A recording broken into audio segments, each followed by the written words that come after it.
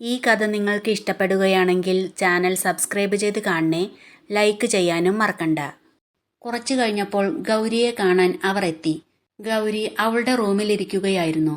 അവിടേക്ക് പങ്കജം വന്നു പറഞ്ഞു, ഇത് എന്റെ പഴയൊരു സാരിയാണ്, വേഗം ഇതുടുത്ത് അടുക്കളയിലേക്ക് വായോ, അവർക്ക് കൊടുക്കാനുള്ള ചായ അവിടെ ഉണ്ടാക്കി വെക്കാം, അത് കൊണ്ടുപോയി അവർക്ക് കൊടുക്ക്, വേഗം വേണം കേട്ടോടി എന്നു പറഞ്ഞ് പങ്കജം അവിടെ നിന്ന് പോയി. സാരി വാങ്ങി അവൾ അവിടെ കരഞ്ഞുകൊണ്ട് നിന്നു.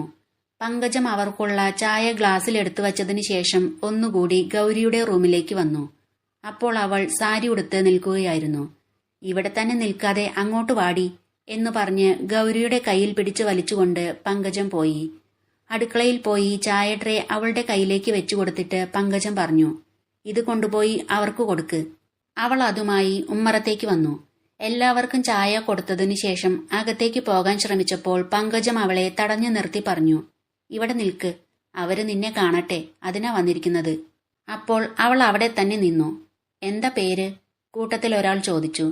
അവൾ ഒന്നും മിണ്ടാതെ നിൽക്കുന്നത് കണ്ട് പങ്കജം പറഞ്ഞു, നിന്റെ പേര് പറഞ്ഞു കൊടുക്ക്, അല്ലെങ്കിൽ നിനക്ക് ചെവി കേൾക്കില്ലെന്ന് അവർ വിചാരിക്കും.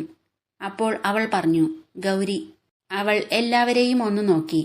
75 വയസ്സിന് മുകളിൽ പ്രായം തോന്നുന്ന ഒരു അപ്പൂപ്പനും 65 വയസ്സോളം പ്രായം തോന്നുന്ന ഒരമ്മൂമ്മയും 45 വയസ്സിന് മുകളിൽ പ്രായമുള്ള ഒരാളും 12ഉം 9ഉം വയസ്സ് തോന്നിക്കുന്ന 2 പെൺകുട്ടികളും പിന്നെ ബ്രോക്കർ മണികണ്ഠനും അക്കൂട്ടത്തിൽ ഉണ്ടായിരുന്നു. ഞാൻ ചെക്കന്റെ അച്ഛനാ. കുട്ടിയെ ഞങ്ങൾക്ക് ഇഷ്ടായി. ഇവന് കൃഷിയാണ്. തെങ്ങും കവുങ്ങും കുരുമുളകും വാഴയും ഒക്കെയായി ഏക്കർ കണക്കിന് കൃഷി ചെയ്യുന്നുണ്ട്. പൊന്നും പണവുമായി ഞങ്ങൾക്കൊന്നും തരണ്ട, കുട്ടിയെ മാത്രം തന്നാൽ മതി. കല്യാണത്തിന്റെ തലേന്ന് കല്യാണത്തിനിടാനുള്ള ഡ്രസ്സും പിന്നെ 25 പവൻ സ്വർണവും ഇവിടെ കൊണ്ടുവന്ന് തരും. കൂടാതെ 2 ലക്ഷം രൂപ കാശായും തരും. നിങ്ങൾക്ക് വീട് റിപ്പയറിങ്ങോ മറ്റെന്തെങ്കിലുമൊക്കെ ഉണ്ടെങ്കിൽ നടത്താലോ. അക്കൂട്ടത്തിൽ പ്രായം കൂടിയ ഒരാൾ പറഞ്ഞു. പിന്നെ കല്യാണം ആർഭാടായൊന്നും വേണ്ട. രജിസ്റ്റർ ഓഫീസിൽ പോയി രജിസ്റ്റർ ചെയ്താൽ മതി. ഭാര്യ മരിച്ചിട്ട് 1 വർഷമാവുന്നതേ ഉള്ളൂ. 12ഉം 9ഉം വയസ്സുള്ള 2 പെൺകുട്ടികളും ഉണ്ടല്ലോ. അപ്പൊ പിന്നെ കല്യാണം ആർഭാടാക്കുന്നത് എങ്ങനെയാ? അയാൾ പറഞ്ഞു. അതൊന്നും ഞങ്ങൾക്ക് കുഴപ്പമില്ല. അല്ലെങ്കിലും കല്യാണം ആർഭാടായി നടത്തൊന്നും വേണ്ട, രാഘവൻ പറഞ്ഞു. അത് കേട്ട് ഗൗരിക്ക് സഹിക്കാൻ കഴിഞ്ഞില്ല. ജന്മം നൽകിയ സ്വന്തം അച്ഛനാണ് ഈ പറയുന്നത്. അച്ഛന്റെ അത്ര പ്രായമുള്ള ഒരാളുടെ കൂടെ സ്വന്തം മകളെ കല്യാണം കഴിപ്പിച്ചു വിടുന്നതിൽ ഒരു കുഴപ്പമില്ലെന്ന്. അവളുടെ മനസ്സ് വിങ്ങിപ്പൊട്ടി. കരയാതിരിക്കാൻ ആവുന്നത് അവൾ ശ്രമിച്ചു. കഴിയാതെ വന്നപ്പോൾ അവൾ അകത്തേക്കോടി. കുട്ടിക്ക് സമ്മതക്കുറവൊന്നുമില്ലല്ലോ. 45 വയസ്സിന് മുകളിൽ പ്രായം തോന്നിക്കുന്ന കല്യാണ ചെറുക്കൻ എന്ന് പറഞ്ഞു വന്നിരിക്കുന്ന ആൾ ചോദിച്ചു. അവൾക്ക് ഒരു സമ്മതക്കുറവുമില്ല, എല്ലാം ഞങ്ങള് തീരുമാനിക്കും പോലെയാ, പങ്കജം പറഞ്ഞു. അടുത്ത മാസം കഴിയട്ടെ, എന്നിട്ട് കല്യാണം നടത്താം. അപ്പോഴേക്കും ഇവന്റെ ഭാര്യ മരിച്ച് 6 മാസം കഴിയും, പ്രായമായ ആൾ പറഞ്ഞു. അവരവിടെ നിന്ന് പോയതിനു ശേഷം പങ്കജം ഗൗരിയുടെ അടുത്തേക്ക് വന്നു. കൂടെ ദീപ്തിയും ഉണ്ടായിരുന്നു. അവൾ അവളുടെ റൂമിൽ കരഞ്ഞുകൊണ്ടിരിക്കുകയായിരുന്നു. എടി, ഇത്രയും നല്ലൊരു ബന്ധം കിട്ടിയിട്ട് നീ എന്തിനാ കരയുന്നത്? പങ്കജം ചോദിച്ചു. അവൾ ഒന്നും മിണ്ടാതെ കരഞ്ഞുകൊണ്ട് തന്നെ ഇരുന്നു. അപ്പോൾ ദീപ്തി പറഞ്ഞു, ചേച്ചി, ആ അങ്കിളിന്റെ 2ാമത്തെ മകളില്ലേ കൃഷ്ണ, അവള് എന്റെ കൂടെ പഠിക്കുന്നത്. അമ്മ മരിച്ചുപോയല്ലോ എന്ന് സങ്കടപ്പെട്ടിരിക്കുകയായിരുന്നു എപ്പോഴും. ആ അങ്കിള് ചേച്ചിയെ കല്യാണം കഴിച്ച കൃഷ്ണയ്ക്ക് അമ്മയുണ്ടാവും അല്ലേ ചേച്ചി? ദീപ്തി ചോദിച്ചു. അത് കേട്ടപ്പോൾ ഗൗരിക്ക് സഹിക്കാൻ കഴിഞ്ഞില്ല. അവൾ പൊട്ടിക്കരഞ്ഞു. അത് കണ്ടുകൊണ്ട് രാഘവൻ അങ്ങോട്ട് വന്നു. അയാൾ പറഞ്ഞു, വേണ്ടത്ര സ്വത്തുണ്ടവർക്ക്. പറയുന്നത് നീ കേട്ടല്ലോ, ഏക്കർ കണക്കിന് സ്ഥലാ, എല്ലാം കൃഷിസ്ഥലം. കൂടാതെ പൊന്നും പണവും ഇങ്ങോട്ട് തന്നാ അവർ നിന്നെ കെട്ടിക്കൊണ്ടു പോകുന്നത്. അത് കേട്ട് ഗൗരി കണ്ണുകൾ തുടച്ച് ദേഷ്യത്തോടെ അവിടെ നിന്ന് എഴുന്നേറ്റു. ഇത്രയും കാലം അച്ഛൻ എന്ന നിലയിൽ എനിക്ക് വേണ്ടി എന്തെങ്കിലും ചെയ്തിട്ടുണ്ടോ? ജനിപ്പിച്ചു എന്നതല്ലാതെ വയറു നിറച്ച് ആഹാരെങ്കിലും എന്തെങ്കിലും തന്നിട്ടുണ്ടോ? എന്നിട്ടിപ്പോൾ എന്റെ അച്ഛന്റെ പ്രായമുള്ള ഒരാളെ കൊണ്ട് എന്നെ കെട്ടിക്കാൻ നോക്കുന്നോ? എനിക്ക് ജോലിക്ക് പോണം. ഞാൻ കാശുണ്ടാക്കി എന്റെ കല്യാണം നടത്തിക്കോളാം. നിങ്ങളാരും എനിക്ക് വേണ്ടി ബുദ്ധിമുട്ടണ്ട. ഈ കല്യാണത്തിന് എനിക്ക് സമ്മതമല്ല, ഗൗരി പറഞ്ഞു. അതിന് നിന്റെ സമ്മതം ആരാ നോക്കുന്നത്? നിനക്ക് തിന്നാനും കുടിക്കാനും തന്ന് നിന്നെ ഇവിടെ നിർത്താനൊന്നും പറ്റില്ല. കുറച്ച് പ്രായക്കൂടുതലുണ്ടെന്നല്ലേ ഉള്ളൂ. പിന്നെ 2ാം കെട്ട് എന്നുള്ളത് ഒരു കുറവൊന്നല്ല. നിന്റെ അച്ഛൻ എന്നെ കെട്ടിയതും 2ാം കെട്ടായിട്ട് തന്നെയാ. ഇതുപോലെ നല്ലൊരു ബന്ധം ചിലപ്പോ ഇനി കിട്ടിയെന്ന് വരില്ല, പങ്കജം പറഞ്ഞു. ദേ, ഒരു കാര്യം ഞാൻ പറഞ്ഞേക്കാം. പറയുന്നതനുസരിക്കാതെ നിന്റെ ഇഷ്ടത്തിന് നടക്കാനാണ് തീരുമാനമെങ്കിൽ പിന്നെ ഇവിടെ കഴിയാന്ന് നീ വിചാരിക്കണ്ട എന്ന് പറഞ്ഞ് രാഘവൻ അവിടെ നിന്ന് പോയി. പറയുന്നത് കേട്ടല്ലോ, ഈ കല്യാണത്തിന് സമ്മതിക്കാതെ നിന്റെ കയ്യിൽ വേറെ വഴിയൊന്നുമില്ല.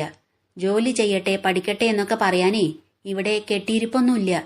കാലം കഴിയുന്തോറും കല്യാണത്തിന് ചെലവും കൂടും. എന്റെ മക്കളും വളർന്നു വരിക. എനിക്ക് അവർക്ക് വേണ്ടി കരുതി വെക്കണം. ഇതാവുമ്പോ 10 പൈസ ചെലവില്ലാതെ കല്യാണം നടക്കും. കൂടാതെ കാശ് ഇങ്ങോട്ടും കിട്ടും, പങ്കജം പറഞ്ഞു. വാടി ഇവിടുന്ന് എന്ന് പറഞ്ഞ് ദീപ്തിയെയും കൂട്ടി പങ്കജം അവിടെ നിന്ന് പോയി. മഹാദേവ, നിസ്സഹായയാണ് ഞാൻ. മറ്റൊരാശ്രയവും എനിക്കില്ലല്ലോ. ഗൗരി മനസ്സ് വിങ്ങിപ്പൊട്ടി അവിടെ ഇരുന്ന് കരഞ്ഞു.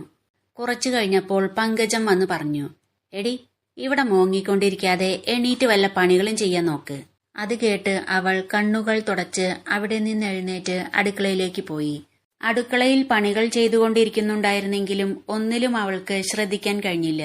ഈ വിവാഹാലോചനയിൽ നിന്ന് എങ്ങനെ രക്ഷപ്പെടും എന്ന് മാത്രമായിരുന്നു അവളുടെ മനസ്സിൽ. മഹേന്ദ്രത്തിൽ രവി ചെടികൾ നനച്ചുകൊണ്ട് നിൽക്കുമ്പോൾ അവിടേക്ക് അഞ്ജലി കയറി വന്നു. അഞ്ജലിയെ കണ്ടതും രവിക്ക് ദേഷ്യം വന്നു. എന്താ രവി, പ്രൈവറ്റ് സെക്രട്ടറി ജോലിയിൽ ഗാർഡനിങ്ങും വരുമോ? അഞ്ജലി ചോദിച്ചു. മഹാദേവ് അസോസിയേറ്റ്സിലെ ഓഫീസ് വർക്ക് കൂടാതെ ദേവൻ സാറിന് വേണ്ട മറ്റു ജോലികൾ കൂടെ മാഡം ചെയ്യുന്നില്ലേ? രവി ചോദിച്ചു. അത് കേട്ട് ദേഷ്യം വന്ന് അഞ്ജലി അവിടെ നിന്ന് അകത്തേക്ക് കയറിപ്പോയി. ചി, നാണല്യാത്തവൾ, ഒരു മടിയും കൂടാതെ കയറി വന്നോളും, രവി ദേഷ്യത്തോടെ ചിന്തിച്ചു. എന്നിട്ട് പിന്നെയും ചെടികൾ നനയ്ക്കാൻ തുടങ്ങി. അഞ്ജലി ദേവന്റെ റൂമിലേക്ക് കയറി ചെന്നപ്പോൾ ദേവൻ മദ്യക്കുപ്പി എടുത്തു വെച്ച് മദ്യപിക്കാൻ തുടങ്ങിയിരുന്നു. ഓ, രാവിലെ തന്നെ തുടങ്ങിയോ ദേവൻ? അഞ്ജലി ചോദിച്ചു. വല്ലാതെ ബോറടിച്ചപ്പോ ഒന്ന് കഴിക്കാന്ന് വിചാരിച്ചു. എന്തായാലും ബോറടി മാറ്റാൻ നീ വന്നത് നന്നായി, ദേവൻ പറഞ്ഞു. ഹാൻഡ് ബാഗ് അവിടെയുള്ളൊരു ടേബിളിൽ വെച്ച് ദേവനിരിക്കുന്ന സോഫയുടെ അടുത്ത് അവനരികിലായി അവളിരുന്നു. ബോറടി മാറ്റാനും ഫ്രണ്ട്ഷിപ്പിനൊക്കെ ഞാൻ വേണം അല്ലേ ദേവൻ? ഓഫീസിൽ വെച്ച് എന്തൊക്കെയാണ് പറയുക? അപ്പോഴൊന്നും ഫ്രണ്ടാണെന്ന് ദേവൻ ചിന്തിക്കില്ല, അഞ്ജലി പറഞ്ഞു. ബിസിനസ് വേറെ, ഫ്രണ്ട്ഷിപ്പ് വേറെ. ബിസിനസിന്റെ കാര്യത്തിൽ ഒരു വിട്ടുവീഴ്ചയ്ക്കും ഞാൻ തയ്യാറല്ല, ദേവൻ പറഞ്ഞു. ദേവൻ ഇങ്ങനെയൊക്കെ പറയുന്നുണ്ടെങ്കിലും ബിസിനസിന്റെ കാര്യത്തിൽ ദേവൻ ഇപ്പോ കുറച്ച് ശ്രദ്ധക്കുറവുണ്ട്, അഞ്ജലി പറഞ്ഞു. ശ്രദ്ധക്കുറവോ? എന്ത് ശ്രദ്ധക്കുറവ്? ദേവൻ ചോദിച്ചു. ബിസിനസ്സിൽ നന്നായി ശ്രദ്ധിക്കുന്നുണ്ടായിരുന്നെങ്കിൽ ദേവൻ ഓഫീസിൽ ജോലിയൊന്നും ചെയ്യാതെ വെറുതെ ഇരിക്കാൻ ഒരു സ്റ്റാഫിനെ അപ്പോയിന്റ് ചെയ്യില്ലായിരുന്നല്ലോ, അഞ്ജലി പറഞ്ഞു. ജോലിയൊന്നും ചെയ്യാതെ വെറുതെ ഇരിക്കാൻ ഒരു സ്റ്റാഫോ? അതാരാ? ദേവൻ ചോദിച്ചു. അപ്പോൾ അവൾ അവളുടെ കൈ ദേവന്റെ തോളിൽ വെച്ചു. എന്നിട്ട് പറഞ്ഞു, അതെ ദേവൻ, ഞങ്ങൾക്ക് അസിസ്റ്റന്റിനെ ആവശ്യമില്ലെന്ന് പറഞ്ഞല്ലോ. പിന്നെ ഒരു ജോലിയും ചെയ്യാതെ അവളെ എന്തിനാ അവിടെ ഇരുത്തിയിരിക്കുന്നേ? ദേവൻ ഓഫീസിൽ ശ്രദ്ധിക്കുന്നുണ്ടായിരുന്നെങ്കിൽ അവൾ വെറുതെ ഇരിക്കുന്നത് കാണുമായിരുന്നില്ലേ, അഞ്ജലി ചോദിച്ചു. അപ്പോ നിങ്ങൾ ജോലിയൊന്നും പെൻഡിങ് വരുത്തുന്നില്ലേ, ദേവൻ ചോദിച്ചു. ഇതാ പറയുന്നത്, ദേവൻ ഓഫീസിൽ തീരെ ശ്രദ്ധിക്കുന്നില്ല. ഞാൻ അന്ന് പറഞ്ഞില്ലേ ഞങ്ങൾക്ക് അസിസ്റ്റന്റിനെ ആവശ്യമില്ലെന്ന്. അന്ന് തുടങ്ങി അവൾ വെറുതെ ഇരിക്കുക അവിടെ. ഓഫീസിലെ കാര്യങ്ങൾ എല്ലാം നന്നായി നടത്തുന്നത് രാജീവാണെന്ന് പറഞ്ഞ് സ്റ്റാഫ് മീറ്റിംഗ് ഉണ്ടാവുമ്പോൾ ദേവൻ രാജീവിനെ നന്നായി പുകഴ്ത്താറുണ്ടല്ലോ. എന്നിട്ട് ഇതൊന്നും രാജീവ് ശ്രദ്ധിക്കുന്നില്ലെന്നാണോ, അഞ്ജലി ചോദിച്ചു. 2 ദിവസം രവി ഇല്ലായിരുന്നല്ലോ, അതുകൊണ്ട് എനിക്കതൊന്നും ശ്രദ്ധിക്കാൻ കഴിഞ്ഞില്ല.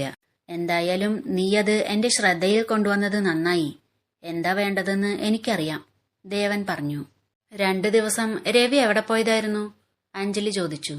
അവന്റെ സിസ്റ്ററുടെ എൻഗേജ്മെന്റ് ആയിരുന്നു. 2 ദിവസം അവൻ നാട്ടിൽ പോയി. അവന് കുടുംബമൊക്കെ ഉണ്ടോ? 24 മണിക്കൂറും ഇവിടെയാണല്ലോ. അവന്റെ ഡ്യൂട്ടി ടൈം എപ്പോഴാ കഴിയുക ദേവൻ, അഞ്ജലി ചോദിച്ചു. അവന് 24 അവേഴ്സാ ഡ്യൂട്ടി, ദേവൻ പറഞ്ഞു. അതിന് എന്ത് ജോലി അവൻ ചെയ്യുന്നത്?